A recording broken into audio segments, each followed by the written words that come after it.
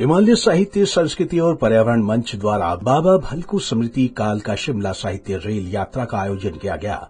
आज और कल 2 दिन तक चलने वाली इस यात्रा में देश के विभिन्न राज्यों से 32 साहित्यकार, लेखक शामिल हैं। यात्रा के दौरान भलकू को याद किया गया। शिमला रेलवे स्टेशन पर सभी लेखकों का हिमाचल की ओर से सम्मान और स्वागत किया गया और स्वास्थ्य मंत्री धनीराम शार्डिल ने यात्रा को रवाना किया। 12 अप्रैल यानी आज लेखक शिमला से बड़ोग जाएंगे और शाम को शिमला लौटेंगे। दूसरे दिन बस से ये यात्रा कुफरी चायल से होती हुई भलकू के पुश्तैनी गांव झाझा तक जाएगी।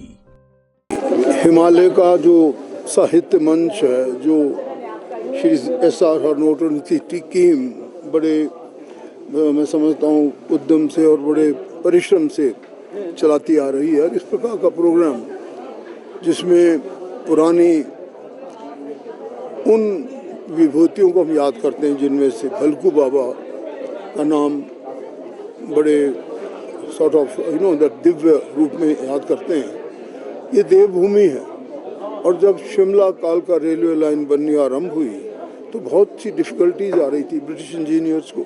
यहाँ तक कि आपने देखा जो ब्रिटिश इंजीनियर थे कर्नल बरोग, जिनके नाम पे बरोग बाद में नाम बना, उन्होंने तो अपना बलिदान ही दे दिया।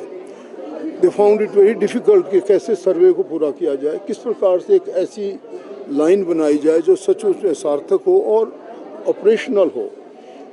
जब उन्होंने इतनी कठिनाइयों का सामना किया तो भलकू बाबा, जो हिंदुस्तान तिब्बत बॉर्डर रोड पे जिन्होंने एज ए मजदूर काम किया, मजदूर ही थे, परंतु उनको कुछ एक ऐसी दिव्य शक्ति थी। उनको एक स्टिक होती है, इसको कुबड़ी बोलते हैं, हाँ पहाड़ी भाषा में। हमारे बुजुर्ग लोग, खासकर दादाजी, सारी कहानी हमें समझाया करते थे कि उन्हें दिव्य शक्ति थी कि किस प्रकार से कौन सी अलाइनमेंट से रेलवे लाइन बिछाई जा सकती है। और जब उन्हें ब्रिटिश इंजीनियर्स का ज्ञान हुआ तो उन्होंने सहारा लिया। वहीं इस मौके पर हिमालय साहित्य संस्कृति एवं पर्यावरण मंच के अध्यक्ष SR हरनोट ने कहा कि देश भर के 32 साहित्यकार शिमला काल का ट्रैक पर निकले हैं। इस दौरान महत्वपूर्ण सामाजिक मुद्दों की कविताएं, गोष्ठी होंगी। नशे को लेकर भी कविताओं का मंचन होगा और प्रकृति से जुड़ने का संदेश दिया जाएगा।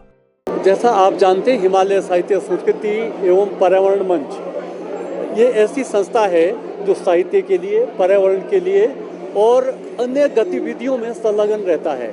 इसमें हमारा मुख्य उद्देश्य तो जैसे आपने कहा बाबा भलकू स्मृति यात्रा है, तो हम बाबा भलकू को भी याद करते हैं और इस बहाने सारे लेखक मिलके पर्यावरण पे बात करते हैं, नशा मुक्ति पे बात करते हैं और चलती ट्रेन में गोष्ठियाँ होती हैं। और इस बार तो हम झाझा भी जा रहे हैं कल, और वहाँ जो छठी पीढ़ी के लोग हैं, बाबा भलकू के परिजन, उनको भी सम्मानित कर रहे हैं। पर्यावरण मंच का एक महत्वपूर्ण जो पक्ष है वो पर्यावरण और नशा मुक्ति का भी है, क्योंकि हम लोग ऐतिहासिक गेटी थिएटर में और हिमाचल प्रदेश के अलग अलग कॉलेजों और स्कूलों में जाकर बच्चों के साथ गोष्ठियाँ करते हैं, जिनको प्रेरित करते हैं कि किताबें पढ़ें, साहित्य की तरफ ध्यान दें और अपनी लोक संस्कृति की तरफ ध्यान दें।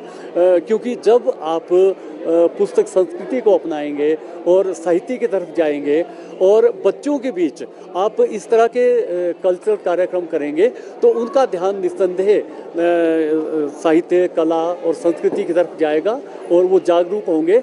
और हमारा ये उद्देश्य रहता है कि हम साहित्य की तरफ जाएंगे। आपको बता दें कि हिमालय साहित्य संस्कृति एवं पर्यावरण मंच द्वारा बाबा भलकू स्मृति काल का शिमला साहित्य रेल यात्रा का आयोजन किया गया। आज और कल 2 दिन तक चलने वाली इस यात्रा में देश के विभिन्न राज्यों से 32 साहित्यकार, लेखक शामिल हैं। यात्रा के दौरान भलकू को याद किया गया। पंजाब केसरी टीवी के लिए शिमला से अली की रिपोर्ट।